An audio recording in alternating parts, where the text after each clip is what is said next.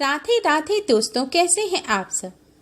दोस्तों, आज के इस वीडियो में हम आपको मोहिनी एकादशी की कथा और महत्व बताएंगे। दोस्तों, वैसे तो हर एकादशी बहुत ही महत्वपूर्ण होती है, लेकिन मोहिनी एकादशी को पुराणों में विशेष स्थान दिया गया है। मान्यता है कि जो भी जातक यह व्रत करते हैं उन्हें सहस्त्र गोदान के बराबर पुण्य फल प्राप्त होता है। यह व्रत बैसाख मास के शुक्ल पक्ष की एकादशी के दिन रखा जाता है। जो व्यक्ति मोहिनी एकादशी का व्रत पूरे विधि विधान से करते हैं वह मोह माया के बंधन से छूट जाते हैं और अंत में मोक्ष को प्राप्त करते हैं। मोहिनी एकादशी का व्रत रखने से घर में सुख समृद्धि आती है और भगवान श्री हरि विष्णु जी की कृपा से सभी पापों और दुखों का नाश हो जाता है। आज के दिन मोहिनी एकादशी की कथा सुनने मात्र से ही भगवान श्री हरि विष्णु जी की कृपा से सभी दुखों, कष्टों और संकटों से छुटकारा मिलता है। साथ ही सहस्त्र गोदान के बराबर पुण्य फल प्राप्त होता है। भगवान विष्णु जी की कृपा से सभी मनोकामना जल्द ही पूर्ण हो जाती हैं। मोहिनी एकादशी के दिन ही भगवान श्री हरि विष्णु ने मोहिनी अवतार धारण किया था, इसीलिए इस एकादशी को मोहिनी एकादशी के नाम से जाना जाता है। समुद्र मंथन के दौरान देव दानवों के बीच अमृत कलश को लेकर घमासान युद्ध छिड़ गया। तब भगवान श्री हरि विष्णु जी ने सुंदर स्त्री मोहिनी का रूप धारण किया, जिस पर असुर मोहित हो उठे। तब श्री हरि ने देवताओं को अमृत पान कराया। इससे सभी देवता अमर हो गए। कहा जाता है कि जिस दिन श्री हरि ने मोहिनी का रूप धारण किया था वह तिथि वैसाख मास की शुक्ल पक्ष की एकादशी थी। यही वजह है कि इस एकादशी को मोहिनी एकादशी के रूप में मनाया जाता है। इसके अलावा इस दिन भगवान श्री हरि विष्णु जी के मोहिनी रूप की पूजा आराधना करने का भी विधान है। भगवान श्री राम ने दुखों के निवारण के लिए और मोहिनी एकादशी के महत्व को समझाने के लिए मोहिनी एकादशी का व्रत रखा था। इसी तरह भगवान श्री कृष्ण के कहने पर युधिष्ठिर जी ने भी दुखों से छुटकारा पाने के लिए इस व्रत को रखा था। मोहिनी एकादशी की कथा इस प्रकार है। एक बार धर्मराज युधिष्ठिर भगवान श्री कृष्ण से कहने लगे कि हे कृष्ण, बैसाख मास के शुक्ल पक्ष की एकादशी का क्या नाम है तथा उसकी कथा क्या है, इस व्रत की क्या विधि है, यह सब विस्तार पूर्वक बताइए। तब भगवान श्री कृष्ण कहने लगे कि हे धर्मराज, मैं आपसे एक कथा कहता हूँ जिसे महर्षि वशिष्ठ जी ने श्री रामचंद्र जी से कहा था। एक समय श्री रामचंद्र जी बोले कि हे गुरुदेव, कोई ऐसा व्रत बताइए जिससे समस्त पाप और दुखों का नाश हो जाए। मैंने सीता जी के वियोग में बहुत दुख भोगे हैं। वशिष्ठ जी बोले, हे राम, आपने बहुत सुंदर प्रश्न किया है। आपकी बुद्धि अत्यंत शुद्ध तथा पवित्र है। यद्यपि आपका नाम स्मरण करने से मनुष्य पवित्र हो जाता है और शुद्ध हो जाता है, तो भी लोकहित में यह प्रश्न अच्छा है। बैसाख मास में जो एकादशी आती है उसका नाम मोहिनी एकादशी है। इसका व्रत करने से मनुष्य सब पापों तथा दुखों से छूटकर मोह जाल से मुक्त हो जाता है। मैं इसकी कथा आपसे कहता हूँ, सो ध्यान पूर्वक सुनो। सरस्वती नदी के तट पर भद्रावती नाम की एक नगरी में धुतिमान नामक चंद्रवंशी राजा राज किया करते थे। वहां धन धान्य से संपन्न व पुण्यवान धनपाल नामक वैश्य भी रहता था। वह अत्यंत धर्मालु और विष्णु भक्त था। उसने नगर में अनेक भोजनालय, प्याऊ, कुएं, सरोवर, धर्मशाला आदि बनवाए थे। सड़कों पर आम, जामुन, नीम आदि के अनेक वृक्ष भी लगवाए थे। उसके 5 पुत्र थे, सुमना, सुबुद्धि, मेधावी, सुकृति और धृष्ट बुद्धि। इनमें से 5वां पुत्र धृष्ट बुद्धि महापापी था।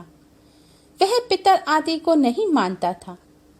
वह वैश्या दुराचारी मनुष्यों की संगति में रहकर जुआ खेलता और पर स्त्री के साथ भोग विलास करता तथा मांस मदिरा का सेवन किया करता था। इसी प्रकार अनेक कुकर्मों में वह पिता के धन को नष्ट करता रहता था। इन्हीं कारणों से त्रस्त होकर पिता ने उसे घर से निकाल दिया था। घर के बाहर निकलने के बाद वह अपने गहने कपड़े बेचकर अपना निर्वाह करने लगा। जब सब कुछ नष्ट हो गया तो वैश्या और दुराचारी साथियों ने उसका साथ छोड़ दिया। अब वह भूख प्यास से अति दुखी रहने लगा। कोई सहारा ना देख चोरी करना सीख गया। एक बार वह पकड़ा भी गया तो वैश्य का पुत्र जानकर चेतावनी देकर छोड़ दिया गया, मगर दूसरी बार फिर पकड़ में आ गया। राजा की आज्ञा से इस बार उसे कारागार में डाल दिया गया। कारागार में उसे अत्यंत दुख दिए गए। बाद में राजा ने उसे नगरी से निकल जाने को कहा। वह नगरी से निकल वन में चला गया।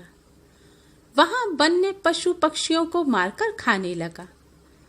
कुछ समय पश्चात वह पहेलिया बन गया और धनुष बाण लेकर पशु पक्षियों को मार मार कर खाने लगा। एक दिन भूख प्यास से व्यथित होकर वह खाने की तलाश में घूमता हुआ कौंडिन्य ऋषि के आश्रम में पहुंचा। उस समय बैसाख मास था और ऋषि गंगा स्नान कर रहे थे। उनके भीगे हुए वस्त्रों के छींटे उस पर पड़ने से उसे कुछ सद्बुद्धि प्राप्त हुई। वह कौंडिन्य मुनि से हाथ जोड़कर कहने लगा कि हे मुनि, मैंने जीवन में बहुत पाप किए हैं। आप इन पापों से छूटने का कोई साधारण बिना धन का उपाय बताइए। उसके दीन वचन सुनकर मुनि ने प्रसन्न होकर कहा कि तुम बैसाख शुक्ल की मोहिनी नामक एकादशी का व्रत करो, इससे समस्त पाप नष्ट हो जाएंगे। मुनि के वचन सुनकर वह अत्यंत प्रसन्न हुआ और उनके द्वारा बताई गई विधि के अनुसार व्रत किया। इतनी कथा सुनाकर गुरु वशिष्ठ जी भगवान श्री राम से बोले, हे राम, इस व्रत के प्रभाव से उसके सब पाप नष्ट हो गए और अंत में वह गरुड़ पर बैठकर विष्णु लोक को गया। इस व्रत से मोह आदि सब नष्ट हो जाते हैं। संसार में इस व्रत से श्रेष्ठ कोई व्रत नहीं है। इसके महात्म्य को पढ़ने से अथवा सुनने से 1000 गोदान का पुण्य फल प्राप्त होता है और भगवान श्री हरि विष्णु जी की कृपा से सभी दुखों, पापों, कष्टों और संकटों से भी छुटकारा मिलता है। मोहिनी एकादशी का व्रत 10वीं तिथि से ही प्रारंभ कर देना चाहिए। 10वीं तिथि पर केवल एक समय भोजन करें। सूर्यास्त के बाद भोजन नहीं करना चाहिए। एकादशी तिथि के दिन नित्य कर्मों से निवृत्त होकर पूजा करनी चाहिए।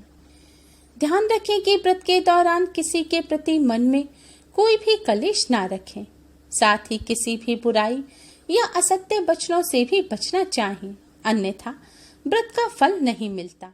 शास्त्रों में बताया गया है कि निर्मल मन से यदि कोई मोहिनी एकादशी का व्रत करे तो भगवान विष्णु जी उसके सभी दुखों को दूर कर देते हैं।